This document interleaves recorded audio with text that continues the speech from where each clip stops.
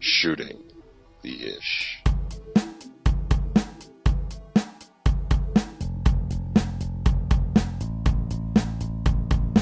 Hey everybody, welcome to Shooting the Ish. This is Chris along with Brian and George. How's it going, guys? It's going great, man. Hey. And guys, we have a special guest today. It's not every day you get to talk to a living legend. Living legend? Yes. Nice. Do you know who it is? Nope. I'm going to take a guess and say Hulk Hogan. It's better than Hulk Hogan. More epic than Hulk Hogan. It's better than Hulk Hogan? I don't know about that. Yes. More hair than Hulk Hogan. Oh. This is Roddy Piper. This is Ken, a.k.a. Ted Doyle, a.k.a. Daddy Doyle. Welcome to the show. Doyle. Hello, everyone. Welcome. Hey, how's it going, Ken? It's going nice. It's 90 degrees in Long Island, and we're going to go to the beach later. Ooh, nice. Fantastic. Yes, Brian and Ken, a.k.a. Ted Doyle, are in Long Island, New York. Me and George are out here in Los Angeles, California, and it sounds like we have good weather all around. Oh, yeah. Right. No complaints. Hey, let's jump right into sports. What are the big news stories going on in sports? The Boston pitcher Ryan Dexter's getting hit with suspension after hitting A-Rod twice in a Yankee Red Sox game. Yeah, how many times was he gunning for him? He hit him once, but he threw at him 3 or 4 times. It was something ridiculous, you know. Yeah. I mean, even though A-Rod was, using or allegedly using PEDs, come on, you can't be gunning, you can't be using a hard object to try and assault someone. Come on. You know. A-Rod's going to probably sue him, like he's going to sue the Yankees, he's going to sue Major League Baseball. But Ken, what grounds can he stand on in terms of lawsuit? Well, before you say that, before I came on, Chris, I knew that we were going to talk about sports. I just went back and looked at Newsday, which is the local paper out here. Mm-hmm.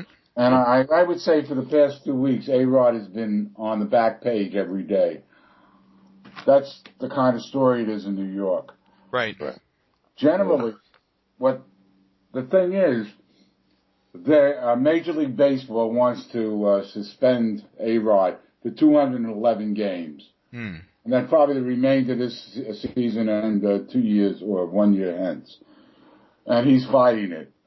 Major League Baseball hasn't really told anyone why they want to suspend him for that long. Everything's under secret. There's a lot of rumors that he took enhancing drugs and so on and so forth. But so did 45 to 55% of the players during 90s and 2000. So, and my feeling is that you're innocent until proven guilty. I mean, and that's the way it is in the United States. And the worst criminal in the world still gets some representation and the right to defend himself. Right. They're basically trying to charge him in the papers and stuff, and everybody's throwing these things I think get leaked every day. A-Rod, the latest is he wants to sue the Yankees team physician, for misdiagnosing his hip injury when he had it in the World Series and allowing him to play. So, he's suing everybody. Wow. But in terms of getting a pitch thrown at you, isn't that just a hazard of the game? Well, if you guys are hockey fans, a while back some guy went after another hockey player with a stick.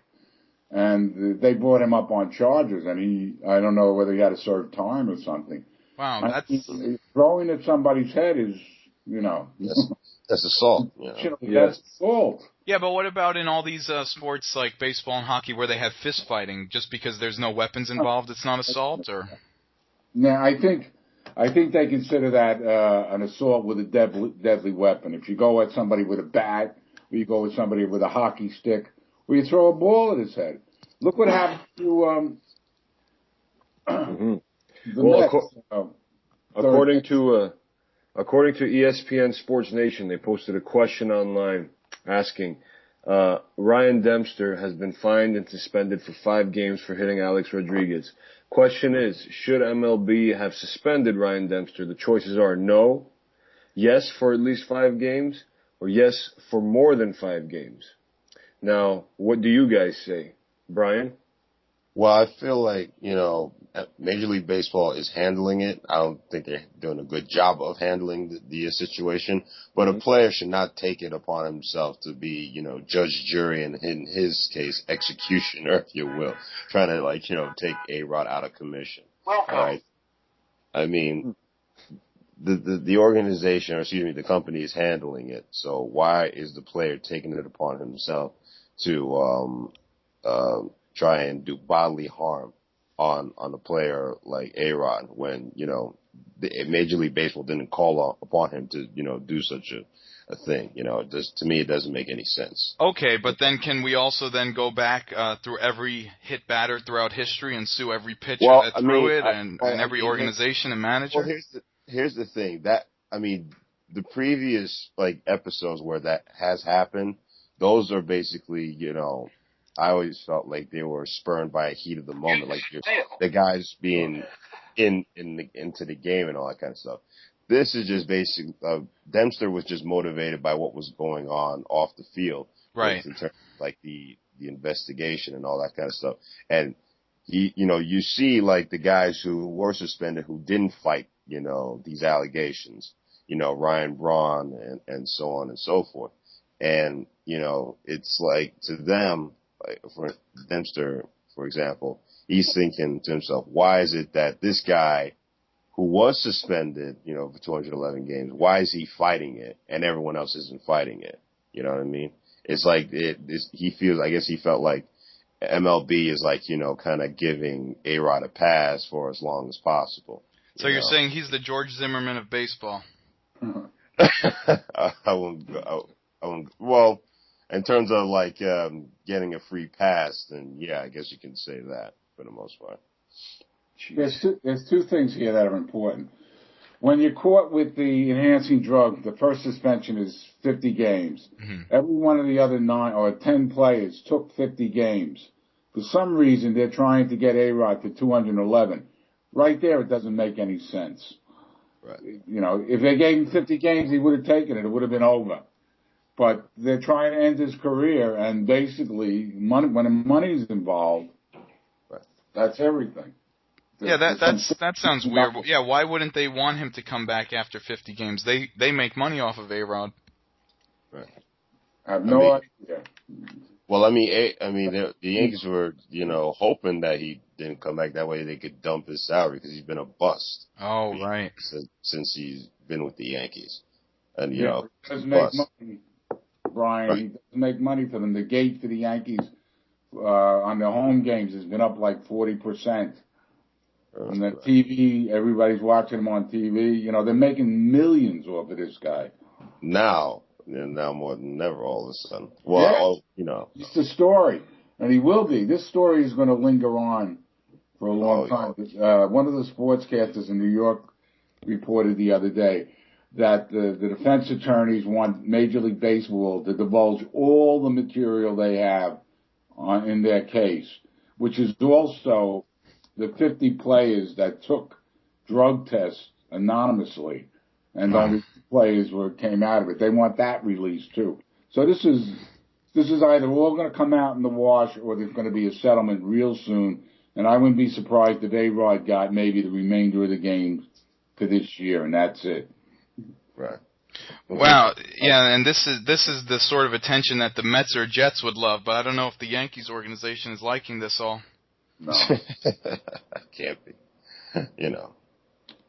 What else is going on in New York sports over there, Ken?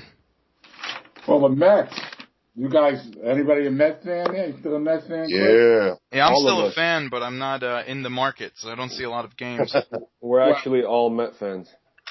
Oh, good. What happened with the Mets, they're starting 8 players yesterday. Only 2 of them were in the opening game. Wow. The rookies. They got 6 rookies and, playing. They turned over their team 6 players. Wow. And they're all doing great. I mean, it's phenomenal. And these rookies are doing better than the star ball players. So. Well, the Mets don't have many star ball players at this point. They Except have, David Wright, who's still on the 15 DL, right? Right. yeah, Right. Wow. he strained a hamstring or something. But I mean, it's not like the Mets were actually going anywhere. They just seem to have bad luck. Now there's good drafting been going on, so the young pitching that's coming up is really, really good. Yep. Still the issue is the position players that are coming up are subpar.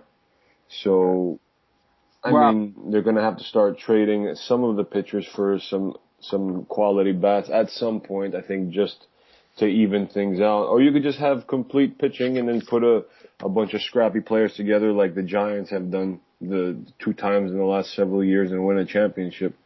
And you guys are too young to know, but the Dodgers used to do that all the time when they first went out to L.A.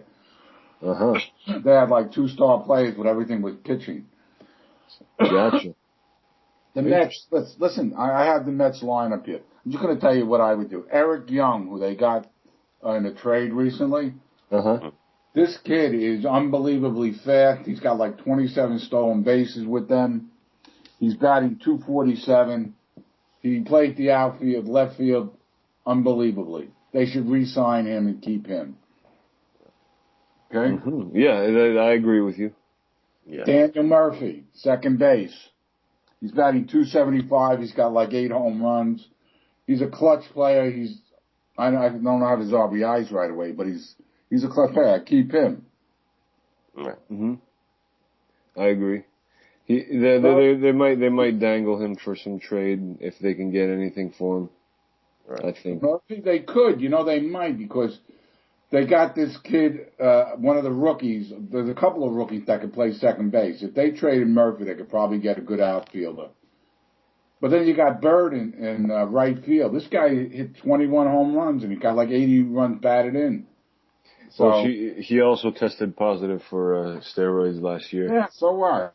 Yeah, that's true. I mean, I'm not trying to take anything away from anyone, but who knows what this is a result from. He is older. His career is winding down. Well, you know what? They could trade him at the trade deadline at the end of the month and get some picks. I would have done that already if I were them. I would have traded him. Now, here's a real winner. Ike Davis. What would you do with him? You know who Ike Davis is, you guys? Oh, yeah. He started off fantastic with the Mets 2 years ago, and now he's dwindling down into nothing. So I really don't know. He's not doing anything up here. He can't hit lefties. Yeah, well. He's not doing anything at all.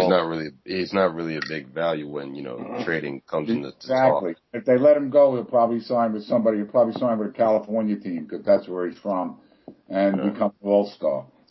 Right. Yeah, well, that's what usually happens with the Mets. Then they got the rookie Flores, the kid that they just brought up. He's like 2 years old. He's batting .250. He's got like 11 RBIs in the last 5 games. Yeah, they're saying that he's good to maybe potentially show him around second base a little bit, right. Or maybe even first base because Ike Davis isn't doing a damn thing. Yeah, well, they're going to get if they get rid of Ike Davis, they're going to get a power hitter for first. Right. That would be nice. They're going to put somebody in there that can hit power. Right. Now speaking of fielder, Lagares, this guy is. I have never seen a guy play this shallow and be able to go back on balls. This kid is unbelievable. If he can start to hit, he's going to be a fixture there for 10 years. Right. Wow, okay. I haven't seen a lot of these players play because I'm out of market as well. And you know what the thing is? I have a gripe. I have DirecTV out here, and I called them up and I said, I want all the local sports package, where you can basically sign up and get every local network across the country. Right. So they were doing a special on it, and they said, yeah, we can give it to you for $2 a month for 6 months. I said, oh, that's fantastic. So I signed up for it, and I realized that every game, at least every MLB game that's shown on these networks, because it's out of market, is blacked out because of the MLB package. So not only would you have to purchase, if you want the network programming from all the sports stations, you would have to purchase that local sports package and the MLB package to watch the games, which is crazy. So I called them up and I said, well, what's the deal? Why would you not tell me that all the games are blacked out and I have to sign up for another package? I said, we thought it's common knowledge. I said, well, common this, take me off of it, please. There you go. Well, it's all money makers. That's the problem. Well, it's pretty interesting what they're doing this year with that Madden video game. Yes, it is. They're going back? They're using an old player or something like that? If you know how they have special edition video games that cost $100? Okay. Mm-hmm. A lot of people who aren't even gamers are buying that this year because if you buy the $100 edition, you get NFL Sunday Ticket for free. Wow. For the whole season. Wow. Yeah, that's a great thing. Now, I'm not 100% clear on exactly what medium you'll be able to watch. It would be on the laptop or something like that. But these days you could route a laptop into a TV. Yeah, you could. Now, would you be able to do that? Because both PS3 and Xbox 360 offer the NFL package. You can buy it and watch it on those, respectively. Yeah. So, and you can do it on the computer too. So I'm not exactly sure. Obviously, if it's for a system, they'll be able to have you watch it on each system respectively. I would assume that would be the best thing. Yeah. Yeah, well, with this, you don't even need the game system. All you need to do is buy the game, and you get a code, and you have the free ticket. Right. That's true. Well, What do you guys think about MLB instituting the instant replay? Yeah. I think it's laughable when you have Bud Selig coming out like saying this is going to be revolutionary when other sports have been doing it for quite a while now. Yeah, I mean, in my personal opinion, I'm kind of indifferent to it. It's like, all right, you're going to get certain calls right, but it's just going to slow down the game for the most part. That's the way I feel about it. Just going to slow down. So you're saying they're going to slow down baseball? Well, I mean, slow down because, like, the umpires have to go in, and review, like, homers or foul balls and all that. And are they also going to, like, review balls and strikes as well? I don't know, like, the extent of them, using it for the most part. But I know, in terms of, like, foul balls and homers that are, like, near the foul line, those are definitely going to be reviewed. For the most part. Well, George, weren't you saying there's certain rules on how they could use it? As far as exactly what calls they'll be able to use it on, I highly, highly doubt that they'll allow it to be used on balls and strikes because that would just be absolutely ridiculous. In my opinion. Oh, right, yeah. But basically, for the first 6 innings, each manager gets 1 challenge, and then for the final 3 innings, they get 2 challenges. What do they do? Throw a flag down on the play? I think they just roll Mr. Met out onto the mound, and then that's the game. I'm not sure. Each team rolls out their respective mascot, when they, want to cry foul. Yeah, with a whip and a morning star. They should they should make the rule that if the manager kicks dirt on the umpire, that means instant replay. Yeah. Okay, so going back to that previous story, according to Bleacher Report. Oh no! Don't accord anything to them. Well, that's because if this information is wrong, then I'm not taking blame for it. Okay. For customers who you can basically pay $100 for the game through Amazon.com and get a year-long subscription to NFL Sunday Ticket on any mobile device. It says here for customers who prefer to watch games on their television, this could be an enhancement to their service. So you might not be able to, but what's even better, if the offer doesn't require a subscription to DirecTV. Alright, so you just get the code for Sunday Ticket and basically any medium that allows you to have a Sunday Ticket app for it, then you can watch it on. That's great. Yeah, that's pretty awesome. Regularly, it's $60 a month for that package. So this is a great deal. I mean, people are going to be buying the game just for the Sunday Ticket, I think, and then selling the game afterwards. Well, now we could be disappointed by the Jets from 3,000 miles away. Yeah. Right. Yeah. Just to add on to what you just said, this stuff comes in. Have they come to a decision too? You have the app and then it decodes it to let you watch it on your device. What's that, Ken? most of this stuff is coming over the Wi-Fi, and then you have the app, and it decodes it for you, and that's how you can watch it on your device. Mm-hmm. If you have Apple TV, you can then just take it from your device and air link it to your TV, and bingo, now you got it on the TV. Yeah, that's a good thing. A lot of ways. There's a lot of other things. A lot of ways to get around that where you can actually watch it on your TV, even though it's just on your iPad or phone. AirPlay if you get Apple Box, and then there's another box company that allows you to do that too. Transfer what's on your device onto the TV. Gotcha. I have something that I want to tell you. You guys aren't old enough, but when The Long Ranger came out, and I said, gee, I'd like to see some of the old episodes. Mm-hmm. So I called my son and I asked him because I knew Warner Brothers was, and he said he couldn't get anything. And I went on YouTube, and on YouTube they have every episode of The Long Ranger.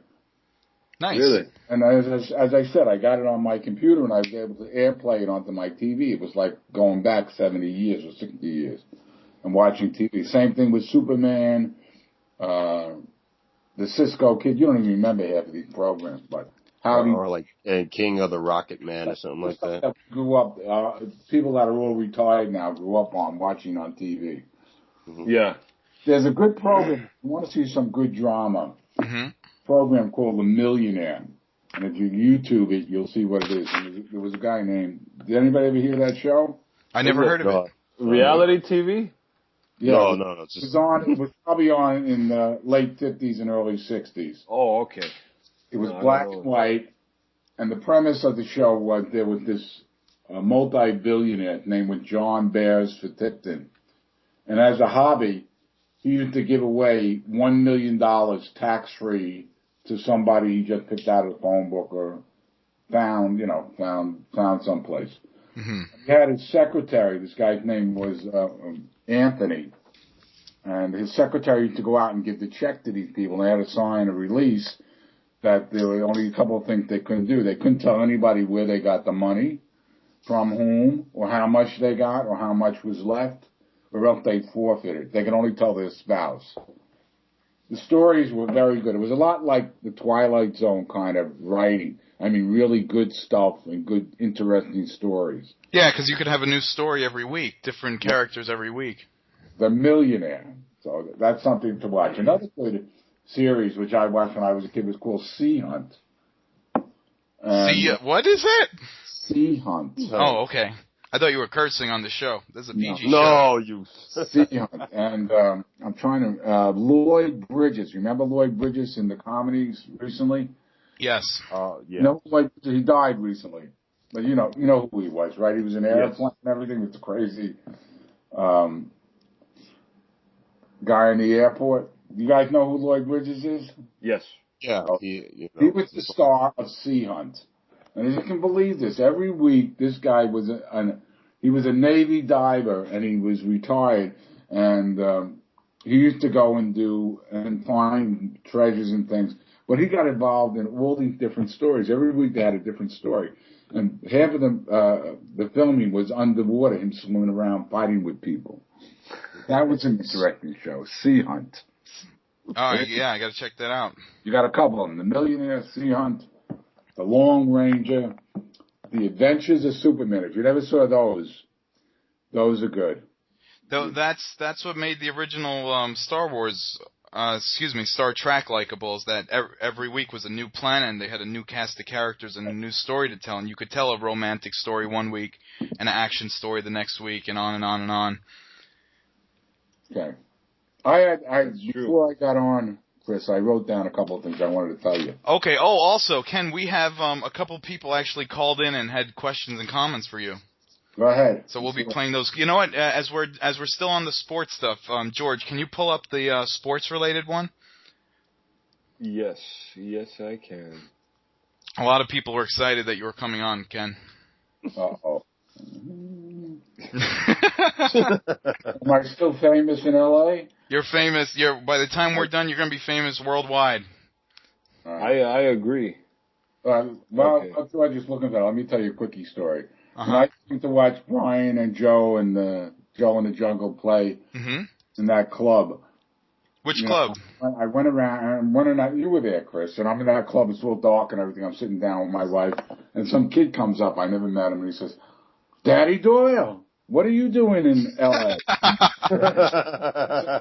Do you remember that, Chris? Do you remember Wow, the legend is spreading. Yeah, I know. I remember that exact night, actually. Yeah, the first night I met Devin, so. Oh, that was a while ago. Okay, so I have the first question for Doyle. Go ahead. I'm here. Killing. Yeah, hi, Ken. Ted Brogan from Manhasset High. My boy Bobby plays baseball, but he ain't so good at his swing, and I know you as a former coach might have some tips for him for his baseball swing. Well, what do you got, Ken? Okay, you ready? Yeah. We're ready. I was a coach on baseball for kids, and right up through high school, I used to help out. I think the most important thing is what Derek Jeter does. He takes the bat, he has it way in the air, and his arms are up, and they're back steady. Mm-hmm. That's the most important thing, because the only thing you have to concentrate on is coming through the ball. Can you vision that? Yes. Derek Jeter got his hands all the way back and up. I used to tell my son that, and he's actually playing baseball now, so it must have sank in.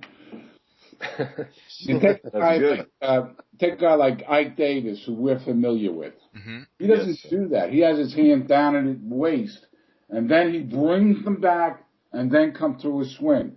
So he's got too much emotion in his swing. If somebody would tell him to hold his hand back and start, it makes a big difference. Next time you look at a baseball game, watch how the hitters have their bats and where they have them and how much motion they have in their hands before they swing at the ball. Yeah, that's a good point. That's what Albert Pujols does, or at least until he stopped taking steroids. Who's your favorite hitter? Is it Derek Jeter? No. Let me think about that. I used to love Mickey Mantle. That was way before your time. Let me see if I can get somebody. Current favorite hitter, let's see. Current favorite hitter. Well, I watch a lot of the Mets games, so it's hard for me to tell. I do like Daniel Murphy, because this guy, he knows he can't hit the ball inside, and he knows he can't hit the ball low and inside. So when you watch him play, they pitch the ball outside, he smacks it to left field. Right. He's a very smart hitter. I like smart hitters rather than power hitters. I always liked the way. Who was it? Ichiro, the guy who would start running. Yeah, he's another great guy. They were saying today on the New York radio stations, Ichiro is approaching his 4,000 hit. Wow. Now that's not really true, but they take into account his years when he played in the Japanese league and the major leagues. Right. So he's only got about 2,800, but still, this guy's going to the Hall of Fame. Yeah, he's going to be someone who has an asterisk next to his name that's not steroid related. Right. Yeah. We have another. Speaking of Brian, actually, we have a question regarding Brian, Ken, for you. Go ahead. I have one for you right now. How do you feel when you're telling Brian to take out the trash? That's silly. You don't have to answer that. I'll tell you. It has nothing to do with Brian. It has to do with kids in general. Mm-hmm. You have to give people responsibility and make sure that they do it. Because if you don't, they're never going to amount to anything when they're older. When I was working, I was usually the senior guy around, and I used to have a lot of young guys, listening to what I was saying, and I used to tell them, you have to take responsibility for things that nobody else wants to do, and do them the best you can, and that people will take note of that. That's true. So as stupid as that sounds, take out the garbage. Right. We had a situation. We had a family party last week, and Jordan was here. I'm surprised Jordan isn't, but he was here. And before we started the party, Mm-hmm. I told everybody what their duties were. I gave Brian duties. And my daughter, I told her she was in charge of the bottles and the beer bottles and the soda cans. Mm-hmm. Mm-hmm. And by the end of and we had a crowd that drank a lot here. I mean, there were beer bottles all over the damn place. And to show how many beers they had, I had a bucket with caps in it where they threw the caps. And it was halfway full. It was like, I can't. So she took care of all of them. Everything was packed away, and the next day I just called them off. So she took responsibility for that. Yeah. I remember the time we fell asleep drinking at your house, and then you weren't too happy in the morning when you were kicking over the beer cans. That's right. There you go. You didn't seem happy at all. Wait, is there a certain point when you're raising kids where it's too late and they're never going to have that responsibility? Got to give them responsibility early in life. Like 4, 5, 6 years old? Yeah. Why not? Yeah. How hard is it to take out the garbage? Yeah. I never got Brian to figure out how to clean his room, though. But I'm sure you're all like that. And that, unfortunately, is a product of going away to school. Going away to school? That's right. What do you mean? School, you don't take care of your house, where you live anymore for some reason. Don't ask me why. That's the way it is. Yeah, I guess your focus changes. And there's also the built-in assumption that someone else will take care of it, which should not be prepared. abject goal, or it should not be the driving force, if you will. That's right. Yeah, but then if the parents start getting mad at you, then you're just going to be laying around in your own stink. What were you saying you wanted to talk about, Ken, in the newspaper? Well, a couple of things which I thought that were interesting. Well, the first thing I want to say is, do you want to make money? Anybody want to make money? What you got a hustle going? No, I didn't want to tell you something. I'm going to give you some advice. This is I need money. From Daddy Doyle. Here we go. History repeats itself. Mm-hmm. Now that you can take that literally with wars and famine, but this applies to everything. If you think about it, if there are products that your father used, if your parents used back in the 50s and the 60s, and then they just drifted away, they will come back in some other form. Uh-huh. So if you can invent them or bring them, what you're doing now, this podcast, I'm sure this was done in amateur radios when they first came out in the 40s. Right. People get on ham sets and talk about things. So you're actually repeating history. You don't know it. But if you did some research on it, you probably could find out there's a lot of things that come back. And one that struck me the other day, which I thought was funny, a couple of things. Mm-hmm. Mm-hmm. I read the newspaper every day, because I'm retired. I glance, I read the headlines and stuff like that. How many of you read the paper every day? Well, we read the internet every day. It's a bit of a different generational thing. Exactly. So what's going to happen to the newspapers? Are they going to go the way of the 45 RPM records? Maybe. They might. I'll tell you one thing. In New York, when I was working at the restaurant, there was always newspapers hanging around. So I would read the newspaper from the time I was 16 until last year when I moved here. I would basically read the paper every day, depending on how busy it was. Out here in LA, I have never purchased a LA newspaper. It's because LA really has nothing to say. But I went to buy a New York Post the other day just so I can just sit and read it because I like the sports section and whatnot. And because it's not a New York paper, it's not an LA paper rather, it was like $3. So out of principle, I didn't pay $3 for it. Well, I guess if you're a sports fan, New York and the East Coast has just so much more of a rabid sports fan base, so that would keep you reading a newspaper. Well, but listen, with that, George? Mm-hmm. George. Yes. You can go online and get the New York Post. Oh, yeah, absolutely. It's just like nostalgic feel, like actually having a newspaper in your hand. When I was a kid, I was in the 5th grade, okay? Mm-hmm. What we had to do for Monday, we had an assignment over the weekend. We had to get the Sunday Times. And Right. section that was called News of the Week. And it was like about 8 pages time, which is, when you're in 5th grade, it's a lot to read. Yeah. And we would come in on Monday and we would talk about it in the afternoon. We used to have to do that too. We'd have to cut the article, paste it into the paper. It was called Current Events. Yeah, we did. I did that too. I think it's a shame that that's going away. Yeah, I was working in a school a couple of years ago, and if you saw what's going on in these schools now, you'd be quite shocked. They do about, instead of doing 45, 50 minutes per subject, they do about 20 minutes, and they keep the kids shuffling from one subject to the next. Yeah. And a lot of the kids get lost in the mix. They can't keep up, and it's not enough time for each subject. And as a result, the kids just are like running around all day. Right. Why do they do that? Here's another topic. Are you ready for this? Uh-huh. You know who Cory Booker is? Yes, was he mayor of Hoboken?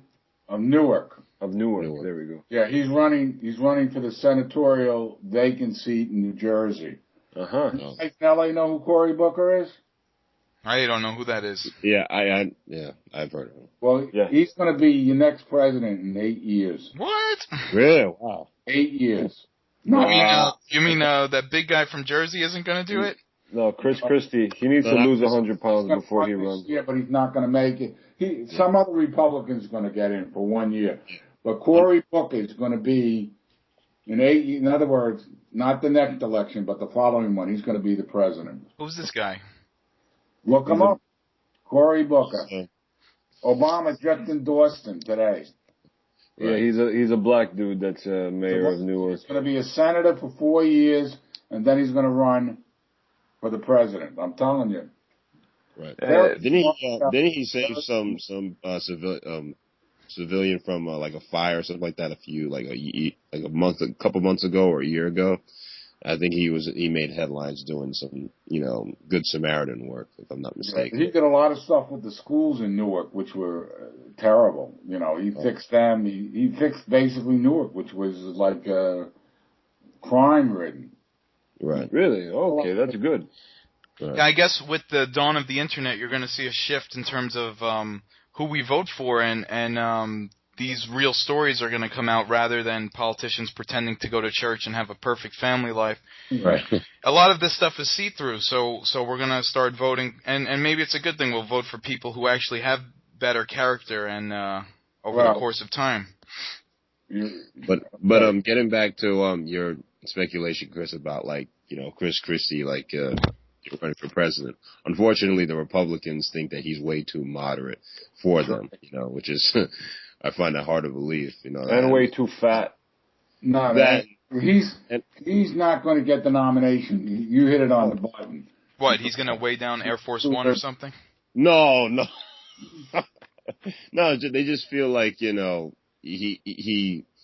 the type of Republican who seems like he's willing to compromise, in certain situations, and that's what they, one thing we tend to forget, like back in the day, in Congress, even though you had all these senators and House of Reps, when they had certain issues at hand and, they were on, separate sides of the fence, at the end of the day, they had to compromise in order to, persevere for the most part. Whereas nowadays it's, it's either my way or the highway, and they only have a short period of time, being in their respective seats. Yeah. I feel like a history professor. History repeats itself.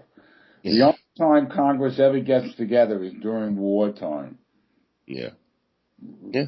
Think of your history. World War II with Roosevelt, right? They all got together. Vietnam, as much as they didn't want to, they got together, but then it got escalated too much.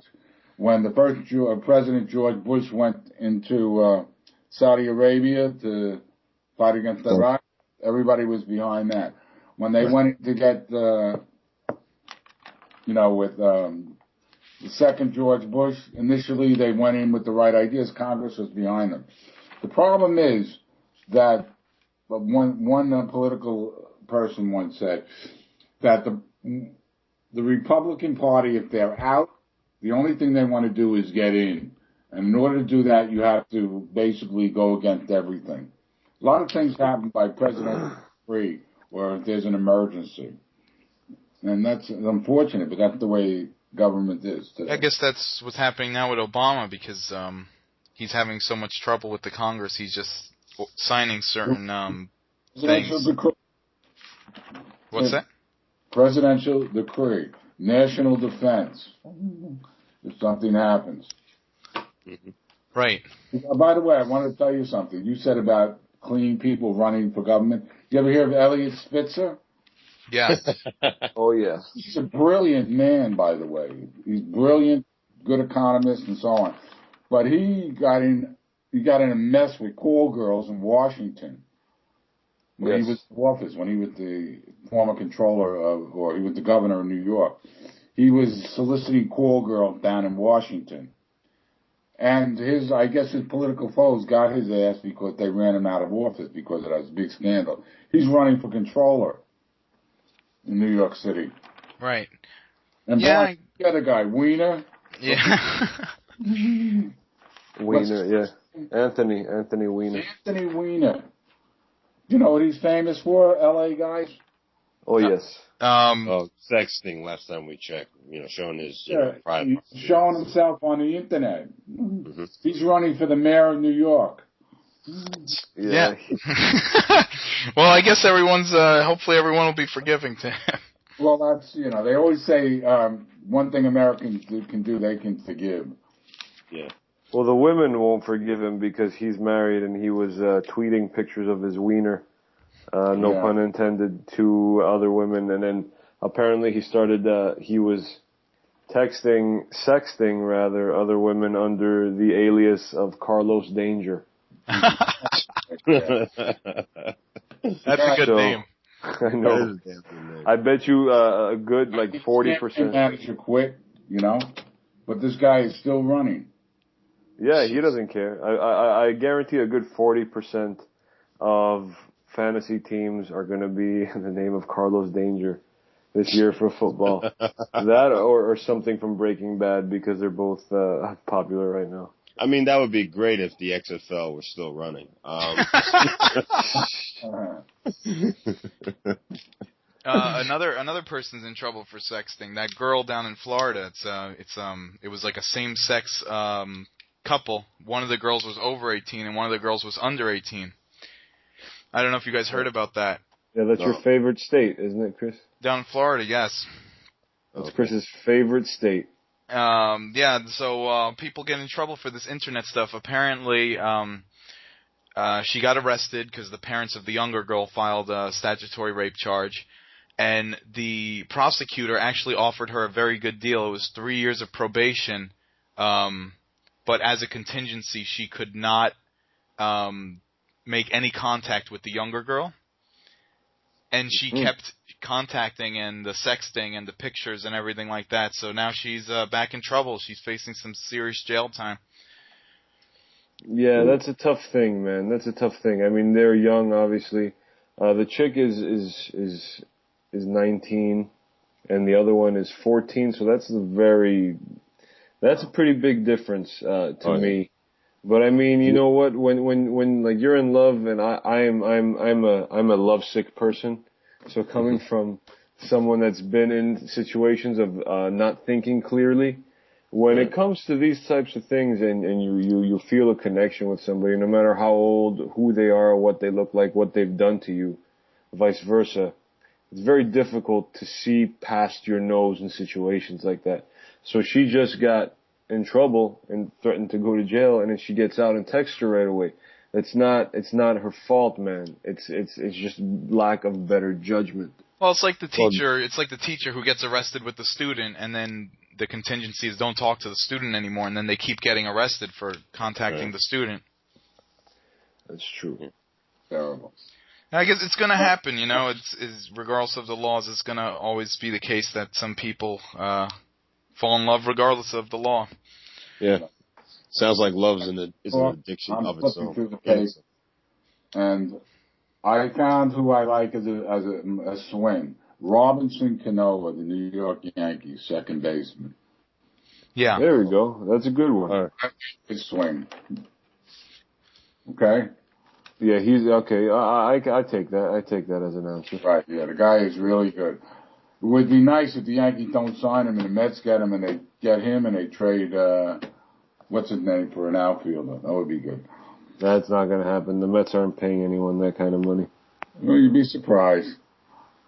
That's true. They don't have to spend that much anymore. They just got to spend for one outfielder and maybe a first baseman. Okay, fair enough. I see that. But let's see. Let's see what happens. He's gonna. Robinson Cano is gonna demand a 10-year, $200 million contract. Contracts are gone. Hey, Ken. With Pujols, never, and then with A-Rod, forget it. They're never going to give them out again. They might give option years, but never guaranteed. I wouldn't. Hey, Ken, what beach are you going to today? Bayville. That's on the South Shore? It's on the North Shore of Long Island. It's actually on the Sound. Okay. Nice. Hey, did you hear that there's been dolphins turning up dead from New York to Virginia? No. No. Yeah, apparently they don't know if it's bacteria or pollution or what the deal is, but this year is a record number of dolphins just washing up dead on the shores. Could there be a potential dolphin serial killer? Yes, in the form of deadly algae. Yeah, why not? Yeah, I think it was the guy from the Patriots, Hernandez. He killed all the dolphins. And he left the gun in another dolphin's trunk. Yeah. They were happy to be palling around with Hernandez, and Hernandez basically, offed them. That's basically what happened. So what happened with these dolphins? Why are they dying? Well, they don't know. They're it's like right now a big mystery. They don't know if there's a problem with bacteria, but there has been some dog-killing blue-green algae bacteria found in parts of Long Island. What? Yeah, killing dogs. Really? So, and also in Maine, up there also on the East Coast in Maine, because of certain climate changes and pollution, I guess, the lobster population in Maine has been eating each other. They turned to cannibalism, the lobsters. Oh, wow. Really? Yeah, they showed videos of it. It was very creepy, like the older lobster sneaking up on the younger one and just kind of killing it and eating it. Wow. They said this is a brand new thing. It's all because of climate change. Yeah. Oh, lobster is delicious. I hope they don't all eat each other before I get to have one again. In you know what I actually found out too? Sharks. This is just sharks being aggressive killers. Sharks being sharks. Yeah, sharks being sharks. A female shark will actually get pregnant from a lot of different males. Yes. And the embryos, the baby sharks, all start to develop from the different father in the shark's stomach. Uh-huh. And they start to kill each other in the stomach to see which males sharks will live. Wow. So if a shark winds up giving birth to, say, 2 sharks out of the 10 embryos that were there, those 2 sharks are from the same father. Now, how they know that, they're brother and sister, and don't kill each other, I have no clue. Yeah. Well, they probably tag team. Right. Sounds like a darker, more animalistic version of twins for some weird reason.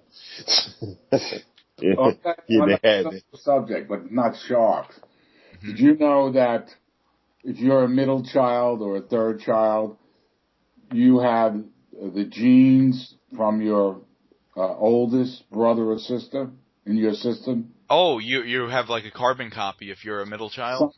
Some of the antiviruses or something that the older child had developed, you'll have them. Really? Yeah, I forgot what it had to do. It had to do had embryonic fluid or something that's still in the mother's system when she had the next child. It gets some of the things that the first child had. This is not if you're a triplet. This is specifically if time has passed. The next one, I also heard that if a mother were to give birth to more children, statistically, the more children she gives birth to, the more chance the younger ones have of being gay. Oh, you gotta be kidding me. And they weren't sure. Yeah, it's a statistic thing, and they're not sure if it's because something changes inside the womb, right? Or if certain chromosomes are rejected by the female system who's been pregnant too many times, or they don't know what the issue is, but that seems to be a correlation. Right. So the more children a woman has, the more chance the younger ones That's right. are gay. Wow. Of men. I don't know about women. Yeah. That's why you only got 2 kids. I'm only kidding. Listen, scientific. I always tell my friends, I told them this years ago, science is going to develop a computer chip that they can put into your brain, and you'll have your master's degree and everything underneath from high school, all the way up, all the information by just blinking your eyes. Yeah, but then... how far away do you think this is? Oh, well, it's not very it's not that far. Speaking of the the dolphins and all the different animals, Harvard just created a brain-to-brain interface which allows humans to control other animals with thoughts. That's right. Also, we were talking the other week. It's just a matter of finding a market for it and selling it. I'm looking at America Online. It says how to speak any language in 10 days. Right. Science discovered reveal how you can start speaking a language in 10 days by using a sneaky logistic secret. And they're showing CAT scans of the brain. Yeah, well, we also talked the other week on this show that scientists have found a way to implant false memories in mice. But then that begs the question, if you're going to just download a master's degree into your brain, is that real memory? Is that false memory? Can that be taken away from you, and then do you not really have those skills? Right. You know, is it really learning? Is it really learning if it's just, an add-on? Does it really fully integrate with your brain? Okay. I got a wild subject. I'm trying to think of the name of it. Schwarzenegger was in this movie about traveling to Mars and about implantation of memories. Remember the name of that movie? Total Recall. Total Recall. One of my favorite movies. That is the way we are going to travel in time and in space in the future. They're going to implant something into you, and you're going to travel just by sitting down, and your thought patterns and memories will go there, and vice versa. And they'll combine this with a bunch of other memories, and everybody will have different experiences. And that is probably 20 years into the future. Any of you guys watch the History Channel? Yeah, I used to, but now that it became the History of Aliens channel, I kind of have a hard time with it. Oh, you don't like to think about the aliens? It's not that I don't like to think about that, but I don't think it's proven history at this point. Wow. Let me tell you a couple of things. I actually believe in that. I think that the aliens did visit us at one time in our past and have been back many times, and there's resounding evidence on it, even up to Moses and Jesus and everything. And to think they're telling you that they gave everybody a jump start and so on, and all these buildings, the pyramids and the stuff in the Mayan jungles, all they think that were built, and they can't explain how they were built. Right. At some point, and there's two philosophies, that at one point ancient civilizations had as much knowledge as we do now, and everything got destroyed. Some catastrophe, and it just, the written records are all gone, and the stone carvings and the monuments are the only things left.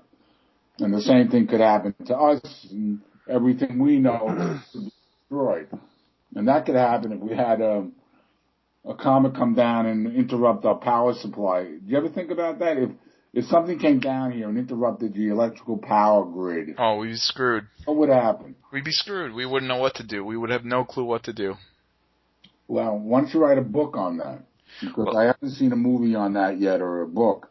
But every time we have a blackout up and down the Eastern Seaboard, you don't know what the hell's going on. You call home, your kids home, get them home, get them in the house, sit down. Yeah, that's why I have a gun. That's basically it. That's the topic for a book. I got to write that down.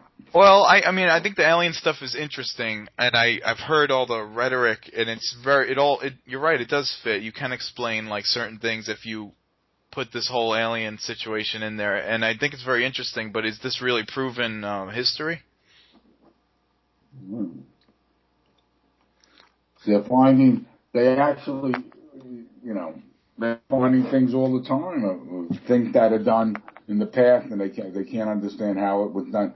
One of the interesting shows was that there was a civilization in the United States or in America that preceded the Egyptians.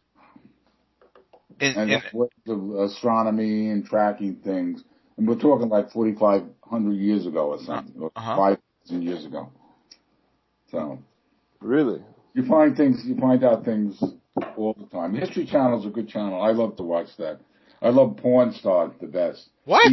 WN. Pawn stars, not porn stars. Yeah. Stop. Chris, All right, sorry. WN. All right, you scared me. I got excited for a second because I like porn stars. I can figure you guys, none of you guys are married, so I can see why you're excited.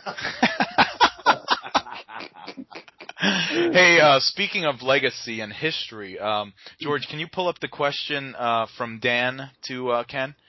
Dan. Yes, I can. Dan Lerman? Yes. Oh, Dan Lerman. No. And I have it right here. When it's all said and done, what will Daddy Doyle be best remembered for?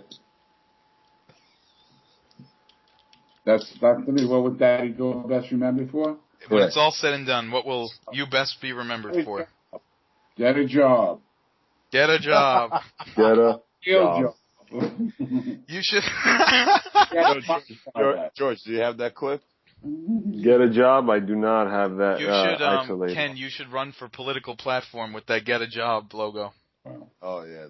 So the problem with getting a job, and this is the real problem, unfortunately. Jobs suck. That's the real problem. Well, when I was, you guys are in your 20s, so let's say when I was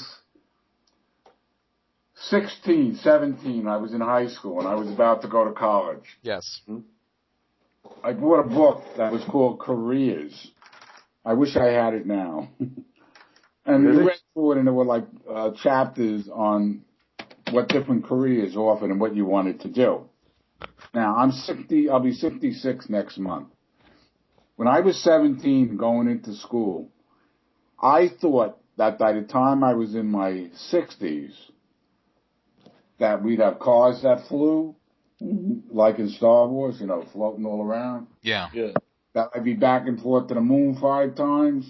And you might have been. Yeah, well, well, it's all past. But other things have come up. But those are the kind of things I was thinking about. And back then, when I graduated high school, you know what? 10% of the population of my class wanted to be? Astronauts. No. Firefighters. Close. Policemen. Sanitation men. What is it? Sanitation men. Garbage men. Really?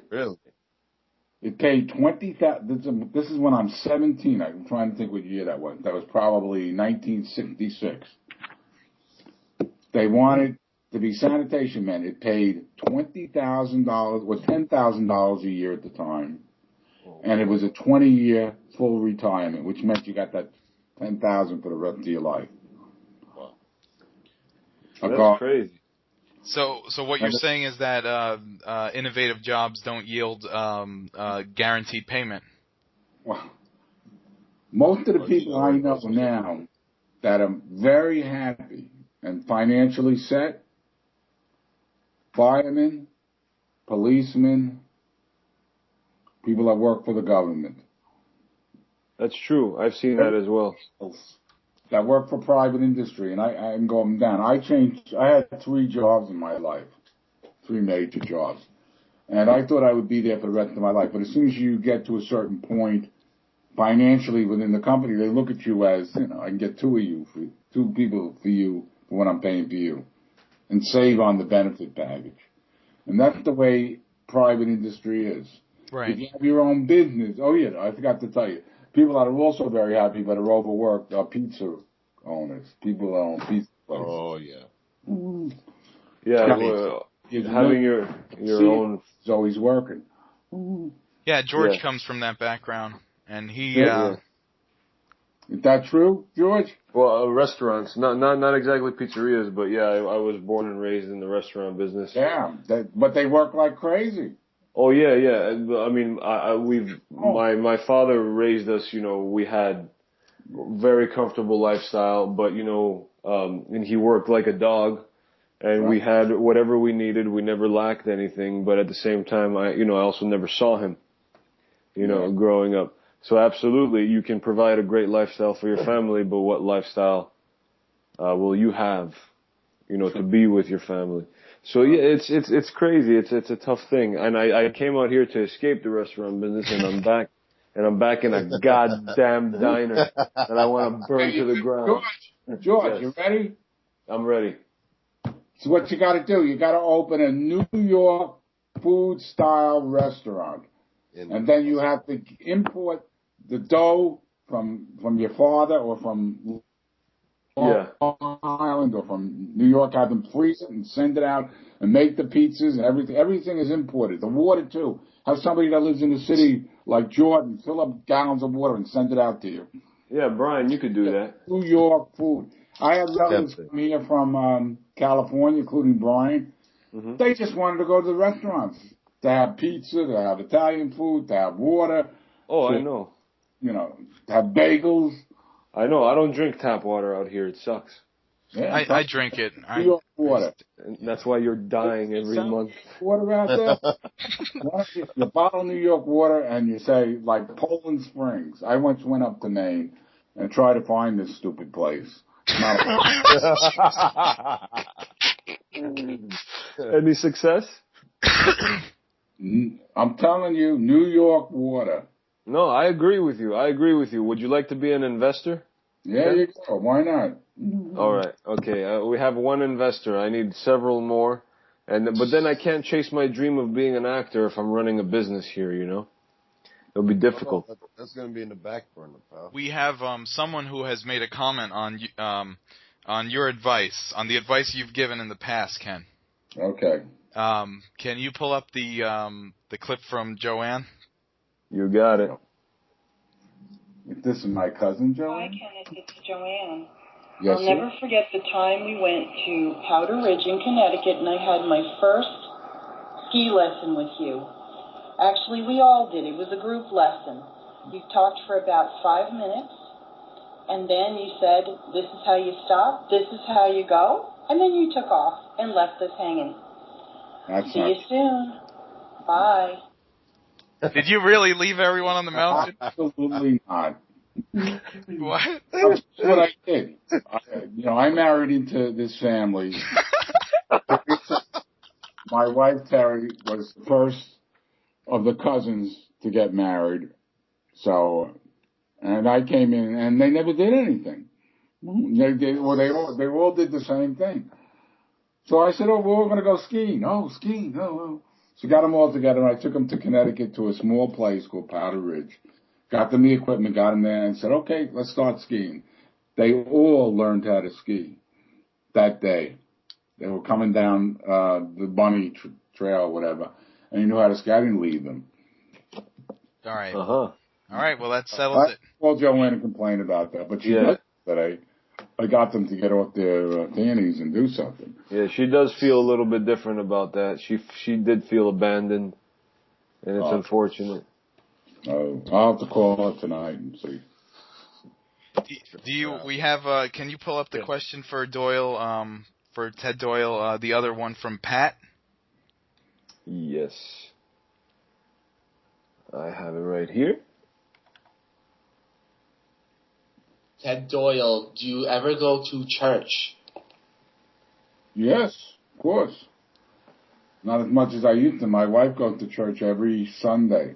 Every single Sunday. Really? Really? Yeah. Unless, we're away someplace, and then we try to go. I go less often than I used to, but I do believe in God or a higher being or somebody that you can sit down and pray to. I do believe in that. I think my kids do, too, that they don't go to church. But it's tough to follow religion and with all the things that are happening and the changes. I try to go sometimes, and I'll go about once a year, because I just like to do that, whether it be for Easter or just pop in. But I gotta say, a lot of times when I go, I'm bored. I'm very bored there. maybe something's not clicking for me. Okay. Well, I'm going to tell you a couple of things, all right? Mm-hmm. They recently did a program on Einstein. They studied his brain and everything. And one of the things that Einstein used to do, he was a very educated person when he got out of university. And he got a job in a patent office, which was very degrading to him. He just sat there and did nothing. So he did his work in like the first hour, and the other 7 hours, he just looked out the window and had thought patterns. A lot of times when I go to church, I feel just like you, Chris. It's, the same kind of thing, what's going to happen. I try to listen to the homily. But that's a good time to meditate and think about things that are just, because they say that if you start to meditate and think about outside the box, you can connect with extraterrestrials. What? That's right. You can connect with extraterrestrials, aliens. I don't want to connect with them. That think outside the box, meditate. Einstein used to do this all the time. They were saying that every generation, it seems, somebody brilliant comes along and makes contributions to mankind that changes everything. And they're wondering, how does this work? And a lot of it, they think it's through telepathy and this deep thinking or thinking outside the box. So next time you go to church, try it. You know what I do? This is a funny thing. After I receive communion, because one of Terry's aunts, when I was brought up Catholic, and you guys Catholic, anybody? I'm about half Catholic. Who's that? Me, Chris. Okay. Well, when we used to go to catechism and everything, and they told you, you had a mortal sin, you were going to go to hell if you didn't confess it, and get abstinent and all that, and do the penance, and all of this other stuff. And the way they taught religion was it was all negativeness.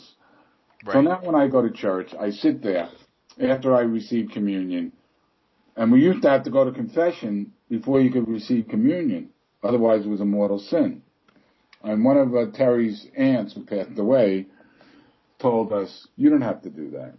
Just say a good act of contrition and you can go and receive. And she was a very, very religious woman. Mm-hmm. And I thought that was a nice thing to tell most of the kids. So I felt like that. So after I received communion, I would go back to the pew and I close my eyes and I just start to think of everyone that I wanted to say a little prayer for or bless. Starting with my mother, my father, my grandfather, my aunt, my uncle, all people that passed away, and do it as fast as you can. As lightning speed, as soon as you remember to go on to the next person. Try that sometime. Okay. Mm-hmm. Does that make sense? Yeah, it does make sense. Now that you're saying that, I could remember a lot of creative ideas that I've had in church when I was younger. Right. Even because I was so bored. You should take a pad and write. Sometimes I write things down when I'm in church. Terry said to me, "What are you doing?" That's where you get you're supposed to go. She said she goes there for peace. Maybe that's why she wants to go alone. Right. Yeah, that's actually it's funny. Meditate. Go to church with that. Just sit in your chair one day, close your eyes, and start to think about your friends, your people you knew, people you wish you knew, people you had problems with. And the other thing is, don't hold grudges. Well, here's the one problem, though. Every time, since I don't go that often, every time I go, I'm always the newcomer. Yeah.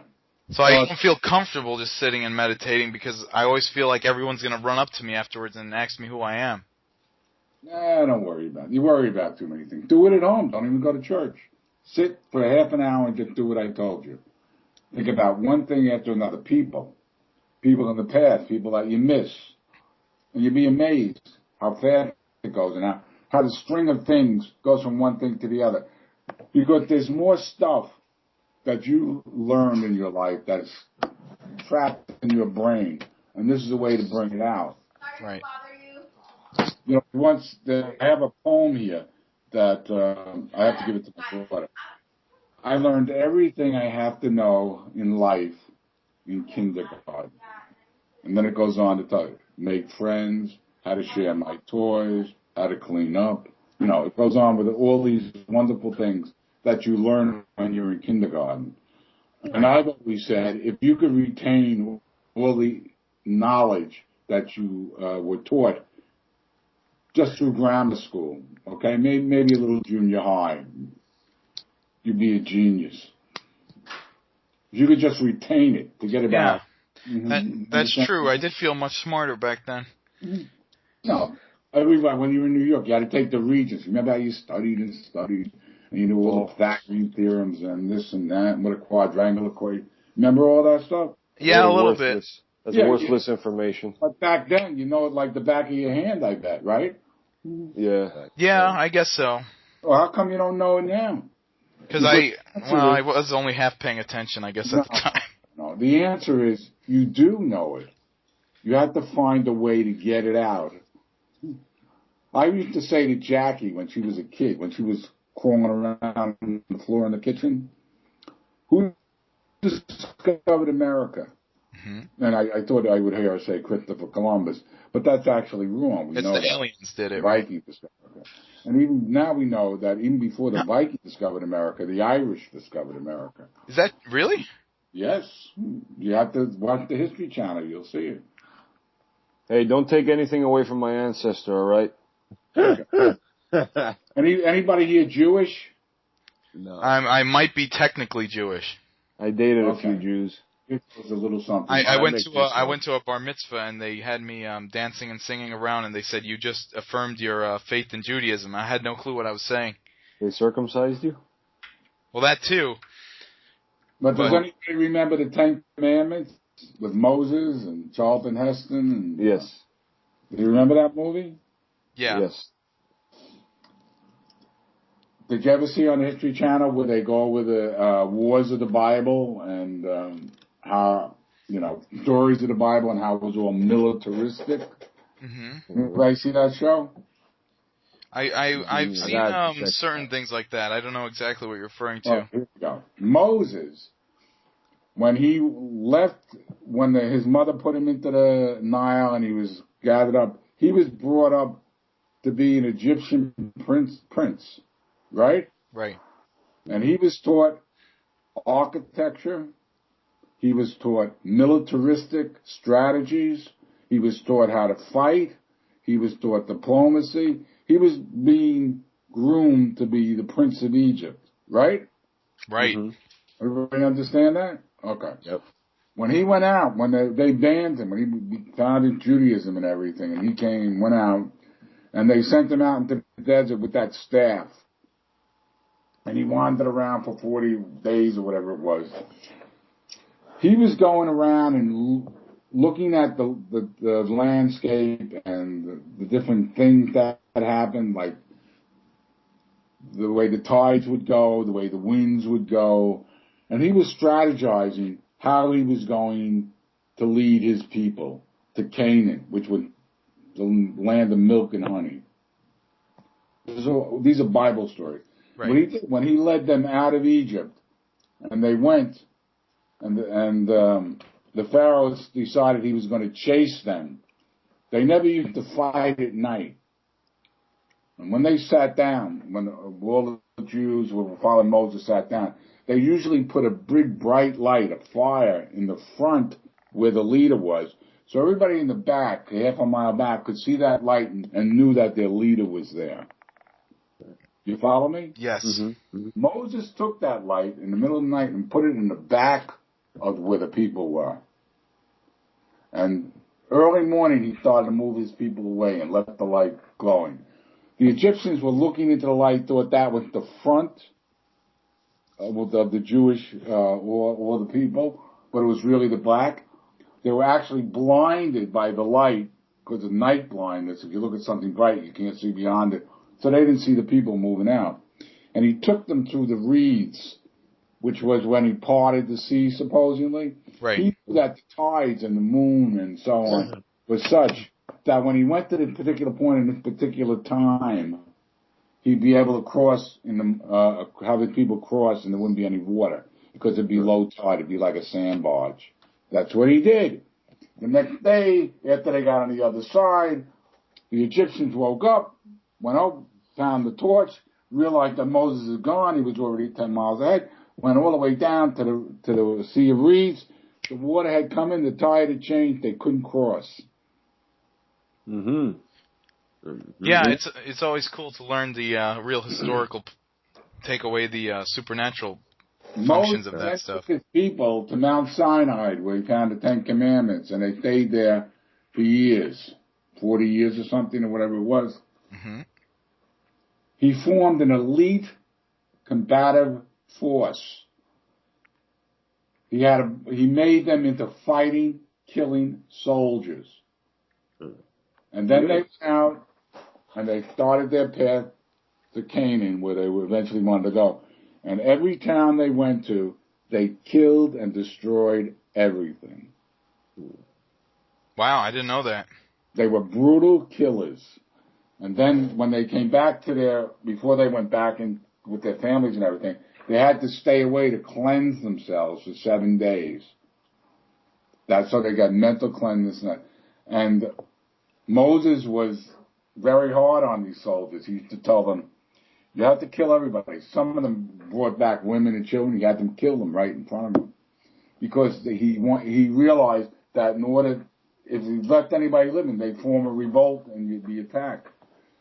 When they went to Jericho, the walls of Jericho falling down, these are things you hear and everything. Mm-hmm. Yeah. What they did was they marched around the walls of Jericho. This was a city that had high walls. Marched around and would blow horns, ram's horns, repeatedly. This was psychological warfare to scare the people. They knew they were going to be attacked, but they felt they were behind the wall, they were safe. They sent in spies inside the wall to see what was going on and made some confidants. So when it was time to attack, the people inside opened the doors and they came in and the walls came crushing down. You got to see the show. It's just unbelievable. So many things that they did, and then it goes on, and then Moses, every couple of years, used to keep his people out of the battle to form the next generation. 5 years later, they had the next generation of warriors.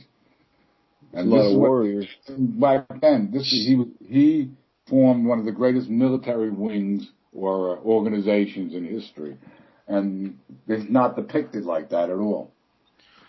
Yeah, I was also looking into this book that was claiming that Jesus actually learned a lot of his teachings out in India from Buddhism, and then when they say he ascended into heaven, he actually went up a high mountain and then crossed the other side, went back to India and lived the rest of his life out there.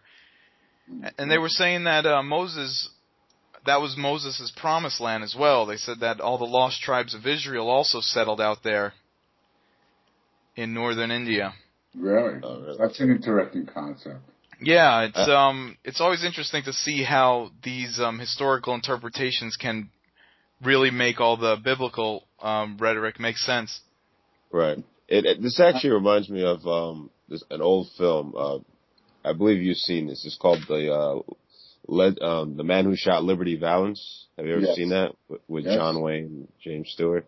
And there's that quote in the end where the guy who's taking down James Stewart's story, and when James Stewart tells him the truth, he basically tears up the paper, and he tells James Stewart, when the legend becomes fact, you print the legend.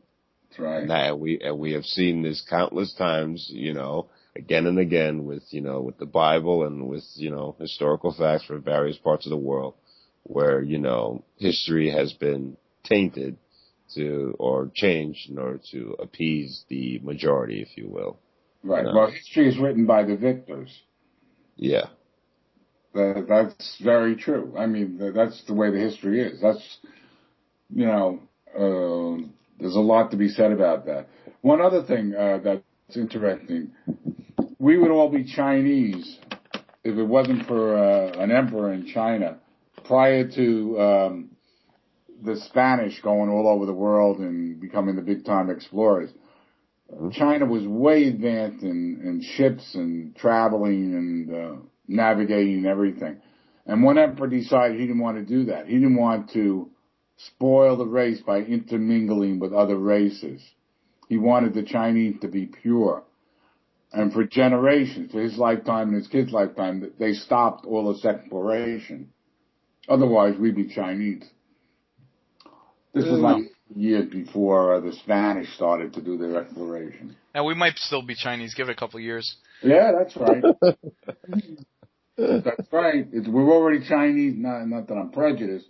We're already Chinese in Flushing, New York, and it's all the way out the Bayside already. Yeah, I mean, even out here, we're Chinese in Koreatown. I mean, No, we're not. We're Korean in Koreatown. Oh, there's a difference. I keep forgetting.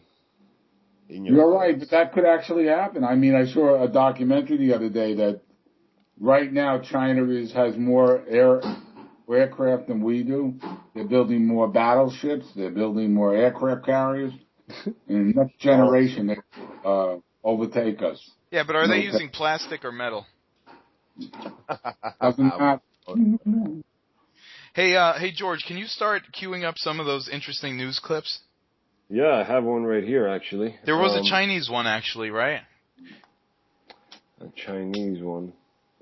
Well, I have, if you want to go a little bit racy here, I have on the flip side of a Trayvon Martin type of thing, a little kid was beat by three black kids on a bus, and doesn't seem to be much outrage. I mean, for me personally, violence is violence, and whoever does the bad thing should get punished, but let's take a look at this real quick. A look at a school bus beating in Pinellas County earlier this month. The attack you're seeing here left a sixth grader with 2 black eyes and a fractured hand. Police arrested 3 teenagers, but there are still questions about whether the bus driver could have done more to stop the attack. News Channel 8's Yolanda Fernandez has new information on this investigation. Gulfport police recently released surveillance video from the school bus that shows the driver's perspective of the beating that day. In the video from July 9th, the victim is the one sitting in the second seat of the Pinellas school bus with his head down. The violence starts as soon as he stands up to get off the bus. The bus driver, John Moody, yells for somebody to try to stop them and calls for help. The punches and kicks continue, and the victim falls between the seats. At one point, you can hear his... I guess what made this interesting was that, well, the kids were arrested. In this case, the kids were arrested. Okay. So they're being tried and charged and all of that. But I guess what was interesting is because of the Trayvon Martin thing and how Al Sharpton and these guys were going so up in arms about it, is that people started posting this story to Al Sharpton's door. And bombarding Al Sharpton and those sort of guys who people claim are race baiters with all these stories and saying, oh, why you don't have anything to say now, Al Sharpton? You don't have anything to say now. Yeah, it's a little unfortunate that these things go down, but all Al Sharpton and Jesse Jacksons, they're all just glorified drug dealers that have gotten away with it. Well, what happened in this situation is that those kids were drug dealers. And the boy told on them because they wanted the kid to buy drugs off them. Where did this happen? Down south. What's that? He was a rat. Bring back the Sopranos. Bring back the Sopranos. Bring back the Sopranos. Okay. Yeah, so I guess the country's heating up with race debate. Oh, the little kid was a rat. All right, so he deserves a third of the beating. All right. Listen, all right. 3 kids were beating on him. That's unfair. At least one of the kids. At least make it a fair fight. If the kid was a rat, I mean... Rat for what? The kids were trying to force him to buy drugs from them, and he told on them. You don't snitch. That's the unwritten rule, unfortunately. You don't snitch in the street. This is a school bus. That's the street, son. Yeah, man. I know what you're saying. Like, I never told you probably anybody. wouldn't go up to your principal and say, like, excuse me, Doug is selling drugs. No, listen, unless they were constantly harassing him and then he had to tell somebody so they can stop, I get that. Okay, that's cool. But if he just went and ratted on them just because they were doing their thing, then he deserves a little bit of a beating. But if they were harassing him on a regular basis and he needed help, okay, I get it. Now we might never know. You're advocating that the boy who got beat up deserved the beating, but not the drug dealers. That's not what I'm advocating at all. If you listen to what I said if he was being harassed on a regular basis by these kids and he needed help, he did the right thing. But if he was not being bothered and then he went and ratted on them for no reason, he deserves a beating. I don't think these kids are very nice kids that don't bother you if they're gang jumping you on a school bus. That's what I'm saying. Likelihood is that he was being harassed. But at the same time, you know, it can go either way. Well, obviously, the kids were wrong for beating on him. Well, they were thinking of someone was even talking about bringing up charges against the bus driver because he didn't. Well, he radioed for help, and in the bus driver code, I guess that's what they're supposed to do. They're not supposed to intervene. But it was pretty brutal. So screw that. If I'm a bus driver and I'm in charge of those kids and I see a few kids beating on another kid, you best believe I will throw them off. Not of the bus, but throw them off the kid. Yeah, I would probably do the same. Yeah, I mean, come on, you don't let that go on.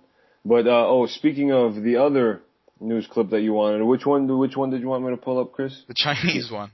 Okay, I have it right here. Chris, I sent you a text.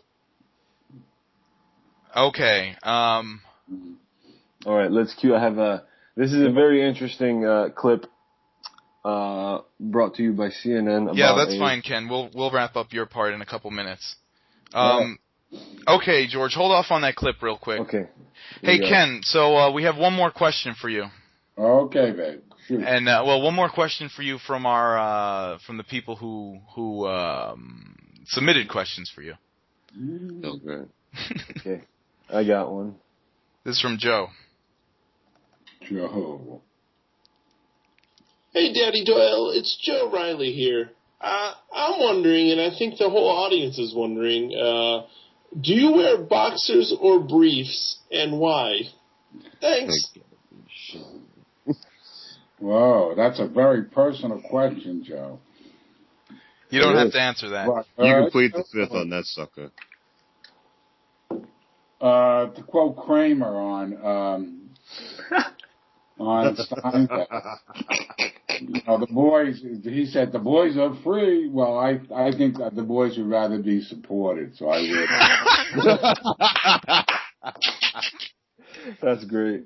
All right, Ken, how do you... What's that? Something for Joe Riley. He's the only one that makes any sense on Facebook. Oh, no. You're a supporter of his on Facebook. I'm a Riley fan. Oh, no. Please don't say that. What did he say that made sense to you? He's just interesting to follow. One of his homeless times. I thought that was interesting. He should write a book. He's wasting his life. Yeah, it would be fiction. Fiction. Joe Riley. Fiction. Okay. Joe Riley keeps it interesting. What did you want to say, Chris? Well, I wanted to say we have about 5 or so minutes left with you. Is there anything you wanted to talk about? I know you went to see the Way Back. Did you want to talk about the movie? No. It was I saw it in the theater, and we were upstairs, and I couldn't even hear the dialogue. Yeah, it was pretty good. It was a good comedy movie. I liked it a lot. I thought it was a retread of the Sunshine Girl or whatever that was. Yeah, that's true. I can't stand a wimpy main character. That's my only gripe with it. Yeah. Yeah, you guys follow the Jets, Jets, Jets. Oh, what another mess. You think so, huh? Yeah, I mean, now they don't know whether Geno Smith is going to start Saturday's game or Mark Sanchez is going to start Saturday's game, and Rex Ryan just wants to see Mark Sanchez's feet all day long, and they don't have any legitimate position players. I don't think anybody on this team would, unless, save for a few linemen, a few linebackers, would make a starting lineup for any other team.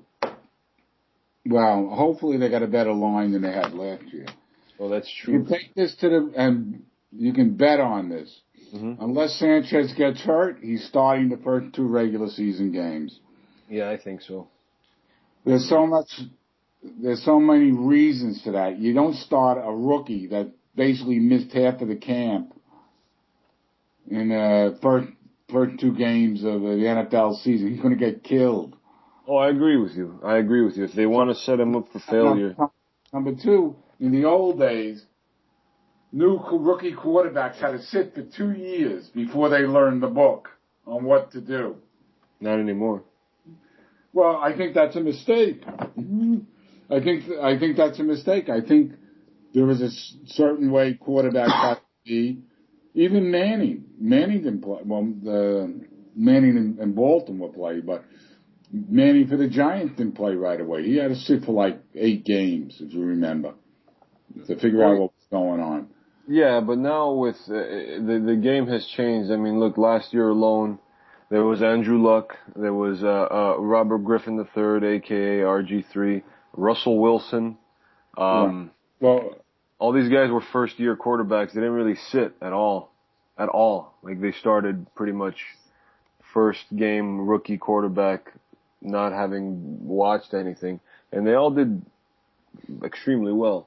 So the game has changed as far as how the composition of it and learning from older quarterbacks, because these teams either had a terrible quarterback or the backup, which would have been the younger quarterback, outperformed them in every which way possible. So you can't necessarily sit a rookie that's doing better than who you have.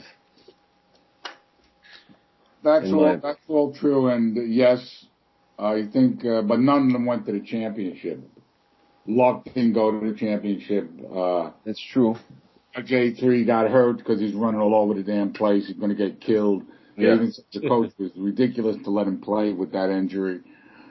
That's true. NFL football today. Yeah, that's how it works. You have to make sure you have backups for every position, and you have to pray like crazy that you don't have any major injuries. The Jets should have a backup for the entire team. Come back quick, and those are the teams that stay in it. And unfortunately, pretty soon the steroids whole thing's going to come out in the NFL, and that's really going to screw up everything, because along with steroids giving performance enhancing, they also help you rehabilitate quicker. Oh yeah, everybody on the NFL is on some sort of growth hormone, guaranteed, I think. So, that's what they're doing, all these designer drugs and everything, especially in football. And if these guys, if they start to, question that, and they will, because all of this stuff is going to go to the federal courts, and A-Rod is going to be the godfather of all of this. All this crap. Hey, let's close up with, George, can you play that funny clip from China? Yes, I can. And then we'll get closed up. We were left feeling rather disappointed. As one young boy stood outside the African lion enclosure, he noticed that what was supposed to be a lion was actually a barking dog. Now, in fact, it was a Tibetan Mastiff dog. Now, without warning or explanation, the zoo had replaced many of the fearsome animals with tamer substitutes. Foxes were standing in for leopards, rats were found in the snake cage, and more dogs were found in the wolf enclosure. Now, one zookeeper said the lion had been sent away for breeding, but it's thought the zoo may have been trying to cut costs. Now, I really hope someone locates those animals and they go to their rightful place yet again. Oh, strange. The zoo was, you got to see the picture of this dog. It's a very hairy dog that has a lion mane. I've seen it. You saw it. Now, Ken, what would you do if you went to a zoo and you saw a dog taking the place of a lion and being passed off as a lion? Well, I think that's inventive, but I don't like zoos. Yeah, I feel the same way as you. I don't like zoos. There was a Twilight Zone about a crew that landed on another planet, and the people there, found the crew members and put them up in wonderful places and everything, and a wonderful house, and the guy gave them the best food and everything. And then at the end of the movie, you found out that he was in a zoo. Right. for the entertainment of the aliens. Right. So that's how I feel. I know why they do it. I think zoos that are left open, you know, where the animals can roam in the habitat, and the people have to ride around in caged cars or in an aerial kind of a thing to look at the animals. I think that's a better idea. If you go to a zoo and you see the lions walking back and forth with the bars, that's no fun. Oh no. Yeah, No, I guess. you can only imagine how crazy they must be, you know, going. Yeah. Knowing that they're animal cruelty. I saw when I went to the zoo out here, I saw a group of kids like all mocking a bear. Or I can't remember what animal this was, but the animal looked at all the people acting foolish, and the animal's face was like, "You guys are the fools." Like, right. I mean, watch me. Right. Yeah. Chris, it would be funny once we had the thought. We can implant a thought pattern, and we know what they're saying. What they really think. Yeah, and this was a chimpanzee, I believe. So the chimpanzees are rather smart, and you know they have a lot of similar I guess reactions and mental patterns as us. So I could almost see that this guy's face was like, oh, these idiot humans. Our direct ancestors, the chimpanzees. Yeah. Okay, so you know what? Let's get this wrapped up. Ken, thank you very much for coming in. It's a pleasure, Chris. Ryan, I hope I see you soon. And George, I'll see you next time I come to L.A. Sounds great. This is Daddy Doyle saying goodbye from New York. Goodbye, Daddy Doyle. Thank you for coming on. Take care, Doyle. Take care, pal. Bye-bye. Bye. All right, everybody. Thanks for listening to the show. That was the legendary Ted Doyle. We hope he comes on again in the future. And we learned a lot about him. We learned that he believes in aliens and alien intervention in the course of human history. We learned that he knows a lot about history, whether I agreed with it or not. Courtesy of the History Channel. Yes, and we learned that he wears briefs, which I don't think anyone was really wondering, but it was good to know the answer. I was curious. All right, thanks guys for listening, and we'll see you next time. See you guys. All right, bro. Later.